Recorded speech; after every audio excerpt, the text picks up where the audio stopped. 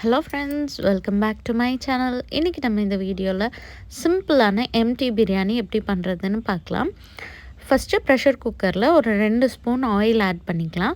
அந்த ஆயில் கூடவே ஒரு ஸ்பூன் கீ ஆட் பண்ணிவிட்டு நல்லா அந்த ஆயில் அண்ட் கீ ஹீட் ஆனதையும் ஒரு பே லீஃப், கொஞ்சமாக சோம்பு, பட்டை, கிராம்பு, அப்புறம் ஏலக்காய் அதுக்கு ஆட் பண்ணிவிட்டு அதுக்கப்புறமா இஞ்சி பூண்டு வந்துட்டு நல்லா இடித்து ஒரு 2 ஸ்பூன் அளவுக்கு ஆட் பண்ணிக்கலாம்.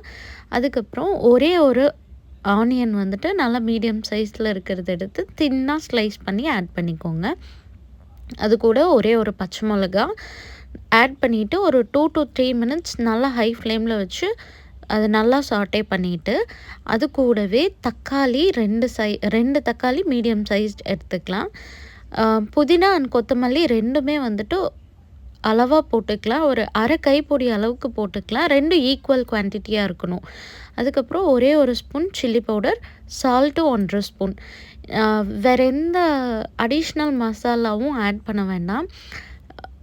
அதுக்கப்புறம் இது நல்லா வந்துட்டு மீடியம் ஃப்ளேமில் ஒரு 3 to 4 மினிட்ஸ் நல்லா வணக்கிட்டோன்னா நல்லா மசிஞ்சு வந்ததுக்கப்புறம் ஊற வச்ச அரிசி ஒரு கப்பு ஒரு 15 மினிட்ஸ்க்கு ஊற வச்சுட்டு அதை வந்துட்டு நல்லா வாஷ் பண்ணி இது கூட சேர்த்துட்டு ஒரு கப் அரிசிக்கு வந்துட்டு 2 கப் தண்ணி சேர்த்துட்டு கொஞ்சமாக கொத்தமல்லி தூவி விட்டுட்டு அது கூடவே லெமன் ட்ராப்ஸ் வந்துட்டு ஒரு கொஞ்சம் ஆட் பண்ணிக்கோங்க. ஹாஃப் லெமன்லேயும் கொஞ்சம் கம்மியாக ஆட் பண்ணிவிட்டு விசில் போட்டு ஒரு 3 விசில்ஸ் குக் பண்ணி எடுத்தோன்னா டேஸ்டியான எம்டி பிரியாணி ரெடி.